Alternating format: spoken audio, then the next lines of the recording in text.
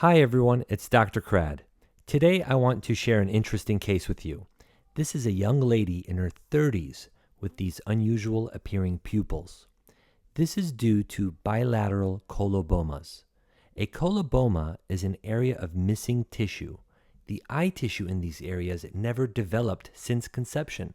In her case, it's bilateral or in both eyes.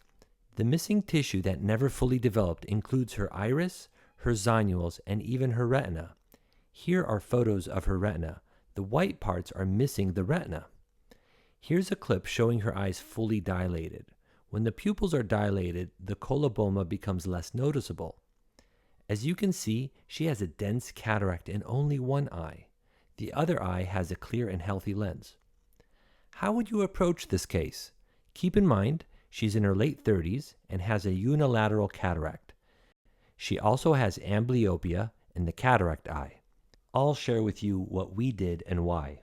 After creating the paracentesis, we irrigate with an anesthetic and then use viscoelastic to create a barrier in the area with the missing zonules. We don't want vitreous to prolapse around the lens. That's essentially the theme in this case. Anytime you have an area where vitreous can protrude forward anteriorly, you want to make sure that you maintain the depth of the anterior chamber as much as possible. Here we are performing a capsulorhexis and we're centering it on the lens.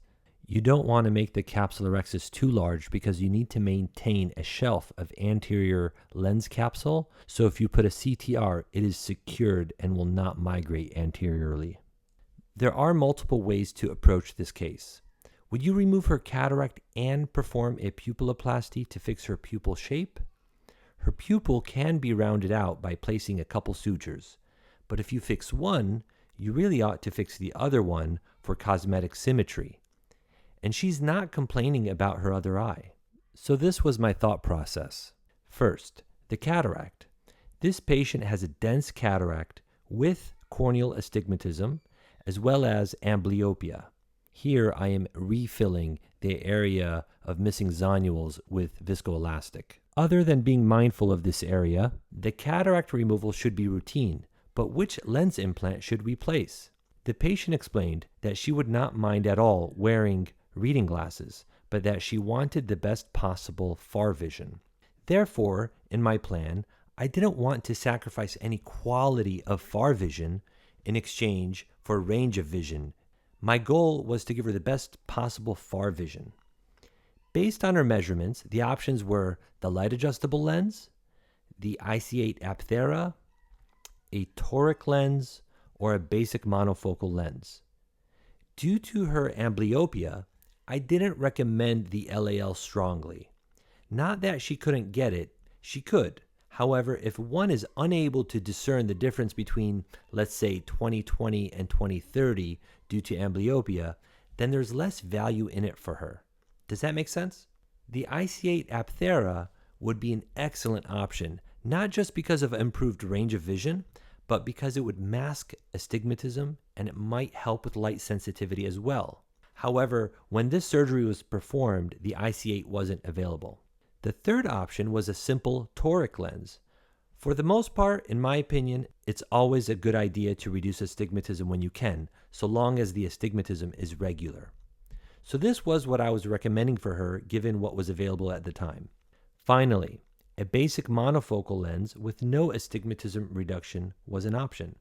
In this surgery video, I now removed the cataract. There's the lens cortex left, but before I pull out my phaco needle, I want to redeposit viscoelastic in the area with the zonular loss so that no vitreous prolapse anteriorly.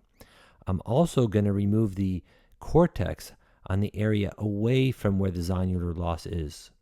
I'm going to focus on this area first because if I'm aspirating near the area of zonular loss, I'm going to vacuum out the viscoelastic that I just put there. I'm more likely to welcome vitreous in the anterior chamber, so I want to leave that area for the end and I want to be very gentle with that area. So let's go back talking about the monofocal lens.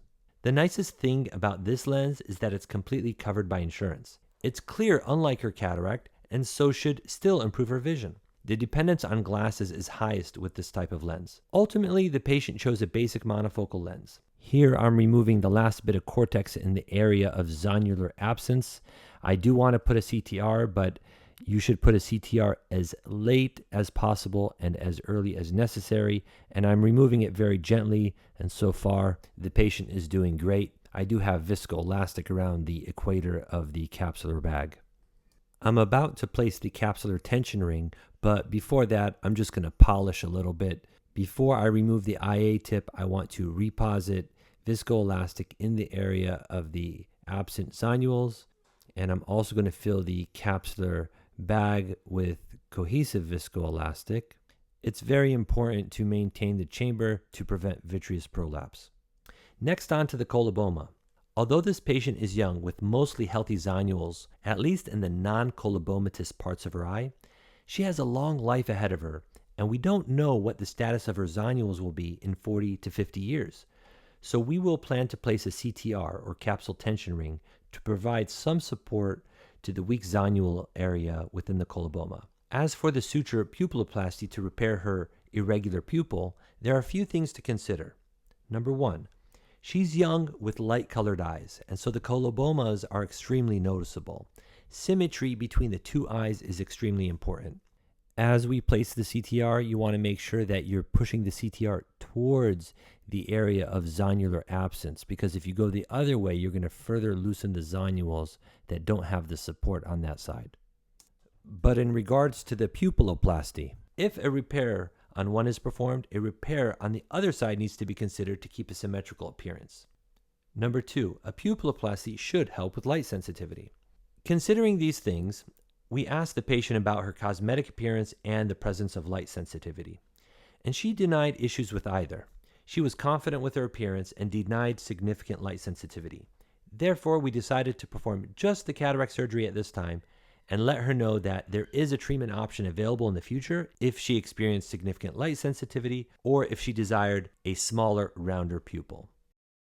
At this stage, we just put the lens implant in. We're going to remove the viscoelastic. I'm going to put some myostat in the eye, seal my incisions, make sure the eye pressure is appropriate, and then I'll show you how she's doing postoperatively. Here she is after cataract surgery. You can see the CTR in the periphery of the capsular bag.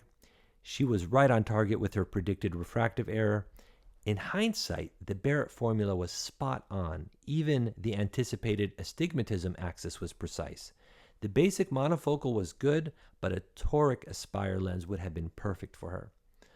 Overall, the patient had the outcome we predicted, and she was very happy with it. She was happy with her vision and denied any significant light sensitivity. As always, I appreciate your attention. Thank you so much for watching, and I'll catch you on the next one. Peace.